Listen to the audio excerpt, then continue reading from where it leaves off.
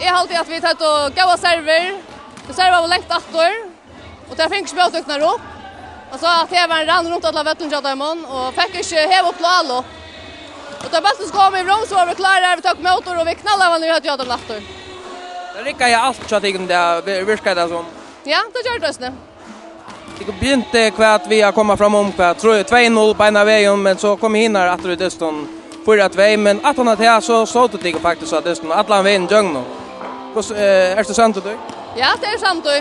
Det är alltid sent turbulens och första man måste lucka föla sig fram och ja. Ja, det är sant då.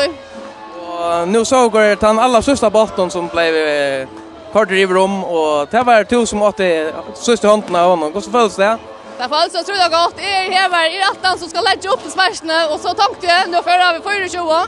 Ska jag göra en ordentlig boll så ska jag nu. Puff! Nu är det galne. Och detta så är det första finalen som UF vinner till Eira för att uppa det bättre. Ja, otroligt dåligt. Det är det. Hjärtligt lucka, Katrin. Jo, tack för det. Anchorika vid var slash videos nu. Vi kunde akkurat snabbt sitta och stolen och bara. Vi gav dem då inte.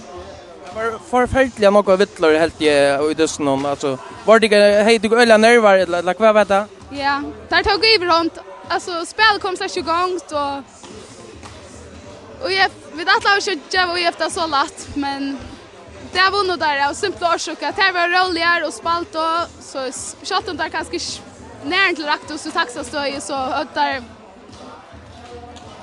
stora nivå var jag vet. Du meter vi se att Tiger har spelat kanske 8 hesa fejler där och 8 nervar så hej det går knäcka dem när såna det som en där. Jag vet att vi kunde men jag såg du så vidare då stoppade jag vid några fejler, skärvfejler och mottagnar lagt där långt fram på en väg. Så trycker vi till att så att vi går så kom ju om och stoppade jag vid några nerver men alla vittnar gör det att nerven hinner gå och kan alla den dissen sluta. Det var det framan för ett skifte här att börja vi i första sättet men så var Robot kom in dessen åter helt och sådär. Vill du isen lösa det så där? Jag vet ju floppet kan man köra binda sig till det ena sättet till att man kan alltid komma åter och vi har just a fly för att vi kommer näckmåla åter och så finns det åter eller finns det li åter. Men och det är bara inte till. Jag har tagit våra skyltnar och ta Kordebergs. Så det här finns en välförtjänt ansvar. Men nu är det öliga väl vi i landskapen till dömos. Här alla ligger vinna kan jag attla mig. Ja, vi har nog absolut att göra det bästa till att få förmästare just där vi inte finns det på kapinchen.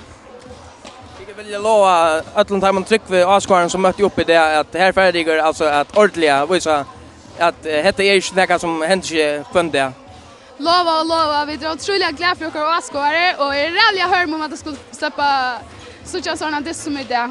En så viktig det som inte bara blacka borstar och i allt detta ska komma för rätt. Det är 3 finaler men visst nog Joyev och men visst nog första chatera. Ja, det är det. Första jag med. Och hur ser så att vinna såna första final i Norge? Det är ordentligt stort lite. Ordentligt. Stod vi ner och Askar och någon gänge. Det är inte annorlunda men det är ska. Stämningen var ju hasad och tog sig prov och lucknande av landslinjen. Kan man samarbeta på några mata? Ja, det kan man gå. Det är lojigt snack alltså vi när kom fast och så. Jo. Men ta är det bara ganska schysst fast som man känner och här är det något känt fast som är Askar. Det är ju en dejlig känsla det. Ja, det är det helt säkert. Vill du kanske ta några fram ur linjen så att det som vi är skära fram ur? No, jag hade inte några spelare. Jag hade att vi spelade alla väl som ett lag hade. Alla kämpa och där rycka jag som Chatlon. Det var mest värst foar vittlor att tycka så men kanske lyssna mer så att de unga inne mena. Hur så stod det här i det? Ja, jag har alltid gjort några fel. Alltså och vi pressade där väl serven och det finns ganska inte spast ordentligt men det gör det kvar. Det är ganska rutinerna som anklar att det var och bänknar eller nervösa ja. Jag står att spela ordentligt alltid. Hur så ser du kampen i landskapen nu? Färdigar att knycka där mot Edla. Det är väldigt spännande det står här med Tigerby. SU och IF. Ja, Sean, det här när distraren tandisten så tar skulle vi vinna i Ötlandfören. Så ja, man vet att ha sig kurs att vinna tror jag.